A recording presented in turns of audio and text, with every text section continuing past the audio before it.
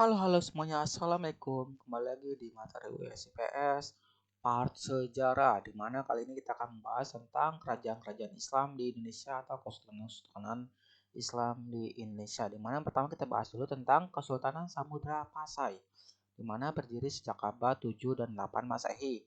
Di mana Kesultanan Samudra Pasai berdiri setelah runtuhnya Kerajaan Sriwijaya. Nah, Kesultanan Samudra Pasai ini mengalami kemunduran akibat dikuasai oleh Portugis selama 3 tahun, di mana setelah itu dikuasai oleh Kesultanan Aceh. Sultan-sultan yang pernah memerintah di Samudra Pasai pertama ada Sultan Malik As-Saleh, ada Sultan Malikul Tahir dan Mahmud Malik Zahir. Lalu dari segi kehidupan sosial ekonomi dan budayanya, kehidupan sosialnya banyak para pedagang yang singgah di Kesultanan Samudra Pasai, di mana membuat para pedagang dengan juga penduduk lokal itu saling berkomunikasi dan tersebarlah ajaran agama Islam. Lalu dari segi kehidupan ekonomi, di mana ada para pedagang yang singgah di Samudra Pasai dan kenaik pajak, dan perdagangannya menjadi berkembang pesat, di mana ada barang yang diperdagangkan yaitu ada lada, sutra, dan juga kapur barus. Lalu dari segi kebudayaan, di mana Samudra Pasai itu menjadi pusat pendidikan agama Islam di Asia Tenggara. Lalu dari Kesultanan Aceh, di mana penyatuan antara Kerajaan Lamuri dan Dar al-Kalam, di mana para sultan pernah memerintah Aceh itu ada Sultan Ali Mughayat Shah melakukan perluasan ke beberapa daerah seperti di Sumatera. Lalu ada Sultan Aliuddin Raja Shah Kahar, di mana menjalin hubungan diplomatik dengan Turki Ottoman. Lalu ada Sultan Iskandar Muda membawa Kesultanan Aceh mencapai puncak kejayaannya. Lalu ada Sultan Iskandar Tani, di mana kebudayaan Aceh dan agama Islam berkembang pesat. Lalu ada kehidupan sosial ekonomi dan budaya Kesultanan Aceh, di mana secara sosial, struktur sosial masyarakat Aceh terdapat Dauku, yaitu kaum bangsawan, dan Tengku, ada kaum ulama. Lalu dari segi dari kehidupan ekonominya, di mana punya SDA yang cukup besar, di mana menghasilkan lada, beras, emas, perak, timah, dan juga rempah-rempah. Lalu dari segi budayanya, di mana punya peninggalan bangunan yang arsitekturnya yang khas ya, di mana punya hasil karya sastra yang terkenal juga, yaitu Bustanus Salatin karya Nuruddin Araniri, dan juga syair yang terkenal yaitu Si Burung Pingai dan juga syair Perahu. Lalu ada Kesultanan Demak, di mana muncul setelah runtuhnya Kerajaan Majapahit, di mana para adipati ini telah mendapat pengaruh dari Islam, kemudian membentuk persekutuan di bawah kekuasaan Demak. Demak merupakan kesultanan Islam pertama di Pulau Jawa. Para sultan yang pernah memerintah ada Raden Patah, di mana menurut Babat Tanah Jawi, beliau merupakan putra raja terakhir Kerajaan Majapahit, yaitu Raja Brawijaya V, di mana dijadikan raja bawahan di Bintaro, Demak dengan gelar Sultan Alam Akbar Al-Fatah. Lalu Raden Fatah digantikan oleh Pati Unus, di mana berkuasa tahun 1518 sampai 1521 Masehi, di mana kemudian digantikan Sultan Trenggono. Sultan Trenggono kemudian berhasil membawa Demak mencapai kejayaannya, di mana wilayahnya itu sampai sebagian Pulau Jawa.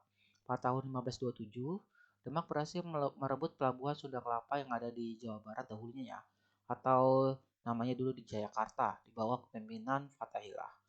Lalu setelah Sultan Trenggono lengser, kemudian terjadilah perebutan kekuasaan ya, di mana Pangeran Sedo Lepen kemudian membunuh Pangeran Prawoto, anak Sultan Trenggono.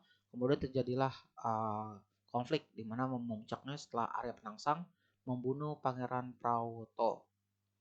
Lalu ipar Sedo Lepen ini Jaka Tingkir dibantu oleh Ki Ageng Pamanangan mengalahkan Arya Penangsang. Kemudian Jaka Tingkir menjadi Sultan Demak tahun 1568. Jaka Tingkir atau Hadiwijaya kemudian memindahkan ibu kota kesultanannya ke daerah Panjang. Kemudian berakhirlah era Kesultanan Demak. Kehidupan sosial ekonomi budaya Kesultanan Demak, di mana sosialnya itu menggunakan syariah Islam. Diberkakan lahir juga para wali yang mempercepat proses masuk ke Islam. Dari segi ekonomi, diletakkan strategis dalam perdagangan sehingga digunakan sebagai transit pedagang. Lalu kehidupan budayanya, di mana ada peninggalan budaya yang terkenal itu Masjid Agung Demak, dan ada upacara gerebek yang biasa dilakukan sebelum bulan puasa atau Ramadan. Lalu ada Kesultanan Banten, di mana para sultan yang pernah berkuasa itu ada Maulana Hasanuddin sebagai pendirinya, di mana pada saat itu banyak pengunjung pedagang asing yang singgah di Banten yang berasal dari Gujarat, Tiongkok, Persia, Pegu, dan juga Kling. Lalu ada Maulana Yusuf di mana berhasil mengalahkan kerajaan Pajajaran tahun 1579. Lalu ada Sultan Ageng Tirtayasa membawa puncak kejayaan Banten di mana menolak kerjasama dengan VOC di Belanda di Banten maupun yang ada di Batavia.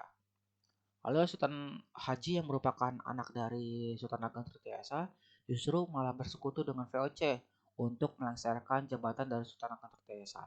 Dan di era inilah Kesultanan Banten mengalami kehancuran. Lalu dari segi kehidupan sosial, ekonomi, budaya dan uh, Kesultanan Banten ini ya. Pertama kehidupan sosialnya di mana adanya pemukiman asing di Banten sehingga toleransi umatnya sangat tinggi. Kehidupan ekonominya karena merupakan transit perjalanan yang berasal dari arah Gujarat, Turki, Tiongkok, Jepang, dan juga Eropa. Dan juga punya peninggalan yang saat ini megah ya. Itu ada bangunan Masjid Tumpang Lima dan istana yang dibangun oleh Jan Lucas Kardil yang merupakan pelarian dari Eropa yang memeluk agama Islam. Lalu ada penyebab kenapa Banten bisa menjadi kerajaan maritim. Pertama, Kesultanan Banten ini terletak di Teluk Banten. Kedudukan Kesultanan Banten ini sangat strategis. Banten mempunyai bahan ekspor penting dan jatuhnya Malaka ke tangan Portugis membuat jalur perdagangan beralih ke Banten. Lalu ada Kesultanan Mataram, di mana setelah Sultan Hadiwijaya membunuh Arya Penangsang, Ki Ageng Pamanahan diberi hadiah daerah Mataram, di mana setelah Hadiwijaya meninggal, Pajang dipindahkan ke Mataram. Para sultan yang pernah memerintah di Mataram, pertama, Panembahan Senapati yang merupakan sultan pertama Kesultanan Mataram. Lalu ada Panembahan Sedo Krapyak atau Mas Jolang, di mana sejumlah kerajaan bawahan Mataram itu memberontak. Lalu ada Sultan Agung Hanyokrokusumo, di mana mengalami puncak kejayaan pada masa pemerintahannya. Dikenal juga sebagai Sultan Agung ini sebagai politik, sastra, filsafat, Jawa, serta agama, dan di mana mangkat pada tahun 1645. Lalu ada Sultan Amangkurat II, di mana kemudian Mataram ini dikuasai oleh VOC ya, di mana kemudian dipindahkan ke Kartosuro,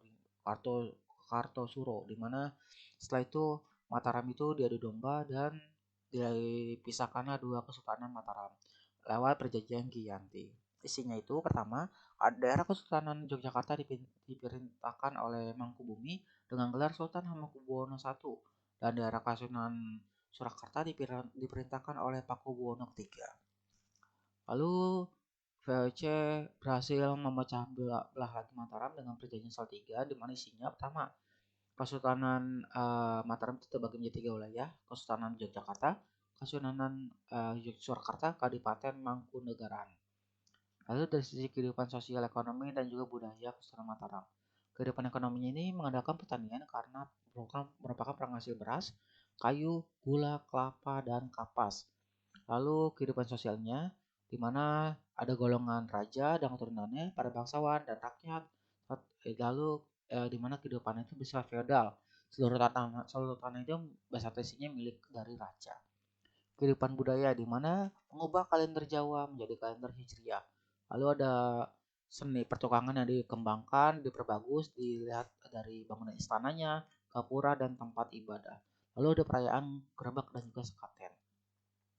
Lalu ada Kesultanan Makassar, di mana penyatuan dari Kerajaan Goa yang dipimpin oleh Daeng Manraba atas Sultan Alauddin dan Tala diperintah oleh Karaeng Mantoaya yang bergelar Sultan Abdullah, di mana kemudian menyatu pusatnya di Somba Opu, di mana Sultan yang pernah memerintah itu ada Alauddin, pendiri Kesultanan Makassar, lalu ada Sultan Hasanuddin yang merupakan pembawa Kesultanan Makassar itu menjadi puncak kejayaan ya, peraih puncak kejayaannya.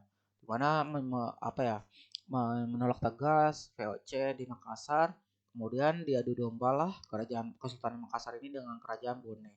Nah, lalu kalahlah Kesultanan Makassar dan di mereka harus menandatangani perjanjian Bongaya dengan isinya Makassar menyerahkan tempat strategis kepada VOC. VOC berhak monopoli perdagangan di Makassar. VOC diizinkan mendirikan benteng di Makassar dengan nama Benteng Rotterdam. Lalu ada Kesultanan Ternate dan Tidore, di mana kerajaan tua sebenarnya adalah kerajaan Jailolo, tapi tidak berkembang. Kemudian muncullah Kesultanan Ternate, di mana kerajaan-kerajaan ini kemudian membentuk perdagangan ya, persekutuan perdagangan dengan nama Uli V, di mana ada Ternate, Obi, Bacan, Seram, dan juga Ambon. Lalu ada persekutuan lainnya, itu ada Ulisiwa, ada Tidore, Makian, Jailolos, Soasiu, Halmahera, dan kerajaan kecil lainnya. Raja yang pernah memerintah Ternate itu ada ada Sultan Zainal Abidin, Sultan Tabariji, Sultan Khairun yang menentang Portugis Ternate, Sultan Ba'abdullah yang mencapai kejayaannya ya dengan mengusir Portugis ke Pulau Timur sehingga memperluas wilayah. Lalu Sultan Duku yang mempersatukan Ternate dan Tidore melawan VOC di Ambon. Dari segi perkembangan budaya kerajaan Islam ya di Indonesia, pertama pendidikannya. Pendidikan di Langgar atau Surau, pendidikan pesantren, pendidikan di madrasah. Lalu keseniannya ada seni bangunan, ada masjid dan makam. Seni ukir ada ukir mimbar masjid, nisan, dan juga jirat makam. Lalu seni kaligrafi dengan rangkaian dari ayat suci, seni tari yaitu tari saudati terdapat di Aceh. Lalu seni pertunjukan wayang. Lalu dari pakar sastraan itu ada hikayat di mana karya sastra yang berbentuk dongeng yang dianggap penuh dengan keajaiban yang tidak masuk akal. Ada juga babat dan juga tambo, kisah sejarah tapi dilebih-lebihkan. Lalu di syair, di mana karya sastra yang ditulis dalam bentuk puisi dan juga sajak. Contoh karya sastra yang berbentuk syair itu ada Abdul Muluk dan Gurindam 12. Lalu dari suluk, ada karangan tasawuf hasil karya para sufi. Oke, itu aja untuk pembahasan kali ini. Untuk sejarah kedatangan bangsa Eropa ke Indonesia akan dibahas di pertemuan berikutnya. Wassalamualaikum warahmatullahi wabarakatuh dan adios.